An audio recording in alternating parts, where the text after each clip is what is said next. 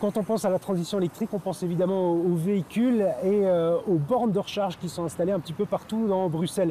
Mais c'est toute une logistique derrière au niveau des réseaux. Et prenons l'exemple d'un opérateur de transport en commun au hasard à Bruxelles, la Stib. Il y a toutes les infrastructures de recharge qui sont en train de fleurir, un petit peu comme ces mâts de recharge derrière moi. Évidemment parce qu'un bus à charger, ça met plus de temps qu'un bus auquel il faut faire le plein. C'est toute une logistique qui se cache en interne, c'est la face immergée de l'iceberg. Et puis il y a toute cette politique de modernisation des dépôts pour permettre d'installer des infrastructures de recharge. Comment ça se passe? Les enjeux de la transition électrique, on en parle juste après ça, générique.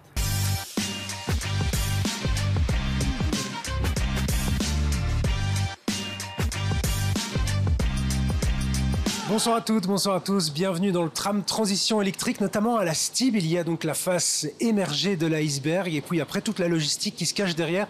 Benjamin Roulens, vous êtes responsable du projet d'électrification des bus à la Stib. Vous avez de la chance, les métros, les trams sont déjà électriques, ça c'est fait.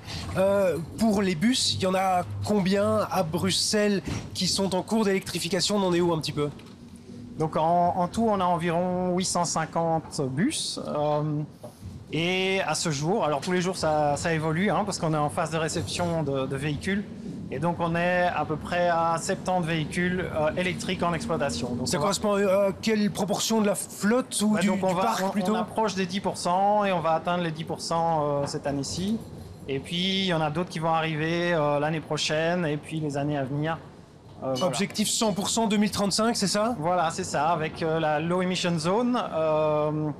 Eh bien, il faut qu'on sorte de la traction diesel pour fin 2035 avec les Euro 6. Ce sont nos derniers véhicules, les hybrides que vous voyez aujourd'hui rouler à Bruxelles. Ils devront quitter l'exploitation à cette date-là.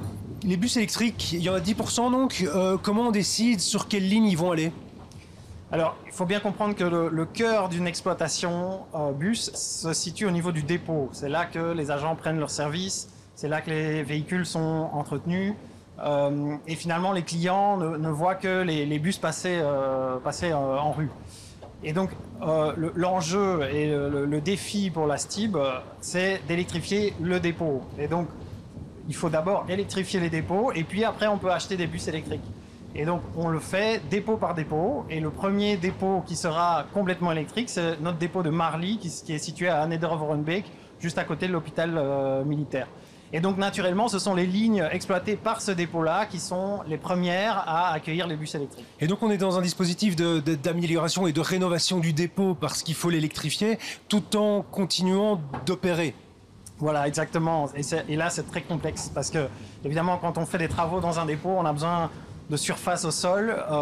Ce sont des travaux qui sont parfois lourds parce que il faut installer des chargeurs, il faut installer un réseau électrique, il faut installer des sous-stations électriques.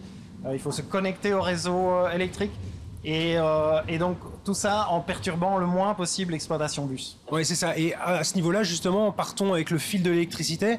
Votre réseau électrique, c'est pas relié à Sibelga comme n'importe qui des Bruxellois. C'est un réseau électrique propre à la Stib. Voilà, on a la chance quelque part à Bruxelles d'avoir un réseau propre à la Stib pour alimenter historiquement le tram et le métro. Et là, on va profiter de ce réseau pour alimenter les bus maintenant, d'autant plus que on va recharger les bus la nuit lorsque les métros et les trams ne roulent pas. Et donc, la demande en énergie de ces deux modes de transport est réduite. Et donc, on profite de ces moments-là pour charger les bus. Et donc, ce réseau-là est alimenté principalement par Elia directement. Et donc, on opère un réseau de transport d'électricité à la Stib. Je suppose qu'on recharge les bus la nuit, vous l'avez dit, mais aussi en journée. Les bus qui tournent toute la journée doivent être rechargés. Alors comment ça se passe? Il y a une partie qui se fait en amont au dépôt, et puis après on voit les fameux mâts de recharge. Comment ça se passe cette logistique par rapport à ça? Voilà, c'est ça. Donc les lignes de bus articulés qui sont les plus dimensionnantes, on va dire, de notre réseau.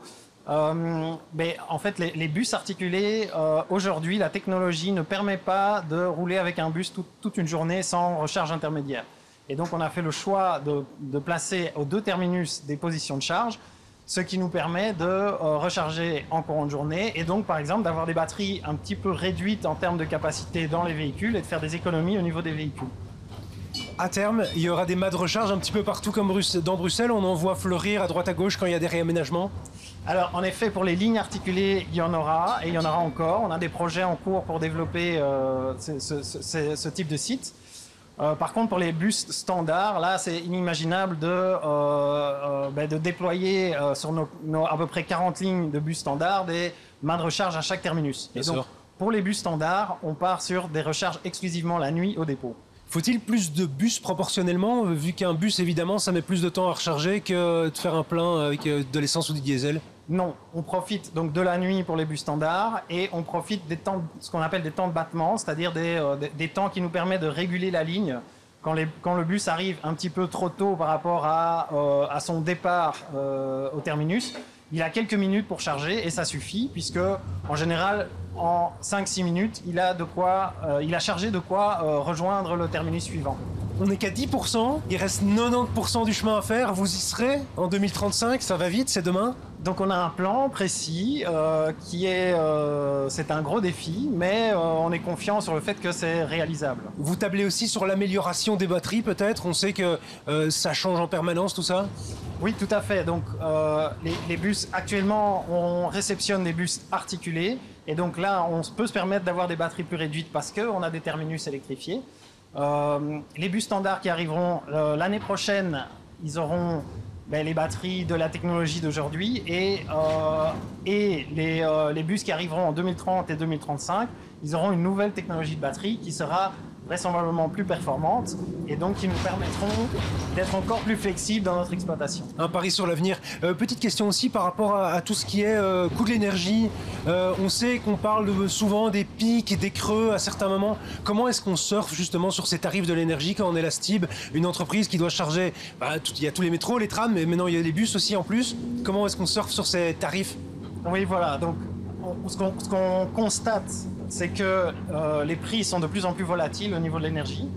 Et donc, les bus sont une opportunité quelque part pour choisir le moment où on les charge. On pourrait imaginer dans le futur de décider de charger nos bus qu'à 90% par exemple parce que le coût de l'énergie va être élevé à ce moment-là et récupérer lorsque le coût sera cher voire négatif parce que ça arrive parfois qu'on est payé pour consommer de l'énergie le lendemain parce qu'on sait qu'il y aura du vent, du soleil par exemple et alors ça nous permet de réduire notre facture d'électricité. Oui, c'est ça. Des vastes questions énergétiques. Merci d'avoir participé à cette émission, Benjamin Roelens de la STIB. Des questions qui concernent évidemment la STIB, mais qui concernent tous les automobilistes, notamment avec le déploiement, on en parle souvent, des bornes électriques à Bruxelles. On en parle juste après ça. Et nous sommes avec Nicolas Spilobout, vous travaillez chez Sibelga, vous êtes déjà venu dans le tram, merci de revenir. On va parler du déploiement des bornes électriques. Avant ça, juste une petite transition avec la STIB, vous travaillez de temps en temps avec la STIB ou alors comme Benjamin le disait, ils ont vraiment leur propre réseau, donc vous êtes assez peu concerné? On est assez peu concerné, on a quelques connexions avec la STIB, mais la majorité de leur raccordement est avec le réseau Elia, effectivement. Quand on parle des bornes électriques, on est en 2025, où en est-on aujourd'hui? Expliquez-moi un petit peu, Nicolas. Donc la première fois que j'étais venu dans le tram, on était de l'ordre de 300-400 points de charge à Bruxelles. Aujourd'hui, on peut compter 3400 points de charge 3 ans plus tard. Donc on peut dire qu'on a fait le boulot et qu'on a tenu nos objectifs, nos engagements qu'on avait pris en 2022. 3400 points de charge, ça veut dire quoi? 1700 environ bornes électriques comme il y a deux embouts à chaque fois? Exactement. Comment est-ce que ça fonctionne justement le déploiement? Ça suit l'offre et la demande, c'est ce que vous disiez la dernière fois. On est toujours dans ces eaux-là? Donc on a respecté la stratégie. Donc les 2 premières années, on a vraiment déployé pour avoir un réseau le plus homogène possible pour l'ensemble des Bruxellois. Donc on a d'abord déployé pour avoir un périmètre de bornes de recharge à 250 mètres de chaque citoyen, puis 150 mètres.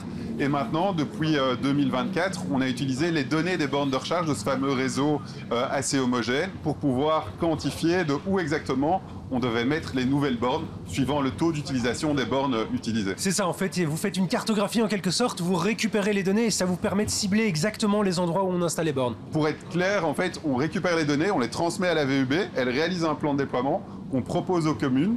Et puis après, une fois qu'on reçoit la permission de voirie, en fait, on réalise le déploiement. Pour suivre le nombre de voitures électriques, comment ça se passe? Est-ce qu'on suit les immatriculations? On sait qu'il y a plus de gens dans les alentours de Bruxelles qui ont des voitures électriques, moins à Bruxelles. Comment on fait par rapport à ça pour avoir une cartographie exacte? Donc tout à fait, donc c'est un indicateur, donc le nombre de ventes de véhicules électriques, le ratio de véhicules électriques par rapport aux véhicules thermiques, c'est un ratio qu'on suit avec attention avec Bruxelles Environnement et Bruxelles Mobilité. Par contre, ce qu'il y a, c'est qu'aujourd'hui, quand on déploie un réseau de bornes et quand on a un réseau de bornes suffisamment dense, en fait, utiliser les données est notre première source d'information, puisque là, on sait exactement comment le réseau de bornes est utilisé. Donc, on sait exactement où est-ce qu'on va devoir placer une borne pour qu'elle soit utile pour les citoyens. Comment ça se passe après avec les autorités publiques? Vous allez voir les communes, vous allez voir la région pour décider à l'endroit exact où on place la borne? Donc, le plan de déploiement est établi avec la VUB et la région. Et puis après, on va rencontrer chacune des 19 communes, donc chacun des 19 gestionnaires de voirie, pour proposer le plan de déploiement. Et puis, c'est eux, quelque part, qui donnent leur go final pour déployer le nombre de bornes qu'on propose. On peut trouver tout ça en ligne, je suppose. Il y a le site Electrify Brussels, si je ne me trompe pas. Exactement. Sur electrify.brussels, il y a un paquet d'informations. On voit le nombre de bornes de recharge qui sont accessibles au public en voirie, mais aussi le nombre de bornes de recharge qui sont accessibles au public, mais hors voirie. En termes de stationnement, c'est un gros enjeu. On sait qu'il y a souvent des voitures qui squattent un petit peu les places pour voitures électriques. On en est où? On sait qu'il y avait des amendes. C'est pas tout à fait clair pour toutes les communes. Donc tout à fait. Donc depuis 2024, on a travaillé avec Parking Brussels pour faire un contrôle des places de stationnement des bornes électriques. Et donc aujourd'hui, une personne qui simule une recharge, donc qui met son câble mais qui ne se connecte pas à la borne, qui ne s'identifie pas à la borne, sera sanctionné.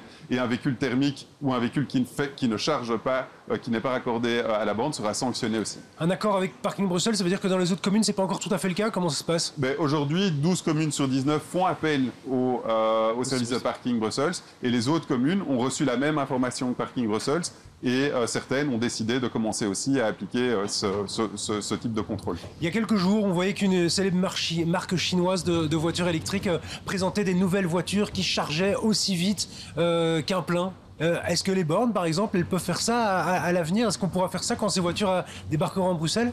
Donc, est-ce qu'on pourra faire un jour à Bruxelles? Oui, sans doute. Maintenant, est-ce que c'est un besoin? Sans doute que pas. Aujourd'hui, en tout cas, à Bruxelles, ce qui se passe, c'est qu'il y a un réseau de bornes de recharge normales, donc 7 kW, 11 kW qui se développe et pour lequel Sibelga supervise. Et par contre, on voit qu'il y a tout un ensemble de bornes de recharge super rapides qui se développent également par l'ensemble du privé. Là, aujourd'hui, sur ce type de borne de recharge, à Bruxelles, on est plutôt sur une puissance de 300 kW, ce qui est quand même déjà assez élevé. Donc, on n'est pas aux 1000 kW comme ça a été démontré dans la presse. Maintenant, le type de borne de recharge ultra rapide, c'est très intéressant pour les longs trajets sur autoroute. Et donc, sur les voies rapides, on verra apparaître ce type de borne. Mais il faut que les véhicules le permettent également. Ouais. On vous avait vu, Sibelga, pour tout ce qui était borne dans les lampadaires. C'est quelque chose que vous faites encore, ça? Oui, tout à fait. Tout à fait. Aujourd'hui, il y en a 42 qui sont installés. On a fait un gros déploiement en 2024 aux alentours de l'ULB. Là, on peut retrouver 12 points de charge, entre autres, et dans d'autres rues adjacentes. Maintenant, ce type d'équipement est très intéressant.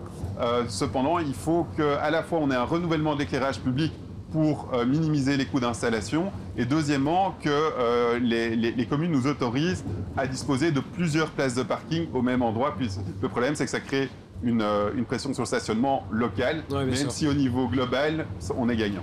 On en parlait il y a quelques minutes avec Benjamin. En 2025, ces questions de mobilité sont de plus en plus couplées avec les questions d'énergie. Qui sont très imprévisibles en fonction du soleil, de la météo.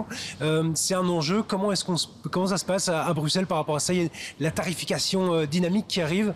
Oui, tout à fait. Donc clairement, la transition va nécessiter une adaptation du comportement des utilisateurs. Et donc pour ça, on va mettre une tarification en place qui va inciter les utilisateurs à prendre de l'énergie au moment le plus opportun. Maintenant, à Bruxelles, ce qui est important à savoir, c'est qu'on a un réseau dense émaillé, un réseau urbain, qui nous permet d'envisager cette transition avec plus de sérénité que des opérateurs, par exemple. C'est assez anecdotique encore, ces problèmes de pic et de creux à Bruxelles pour l'instant. Exactement, oui. Ouais. Aujourd'hui, 3% de la production totale d'énergie à Bruxelles est solaire.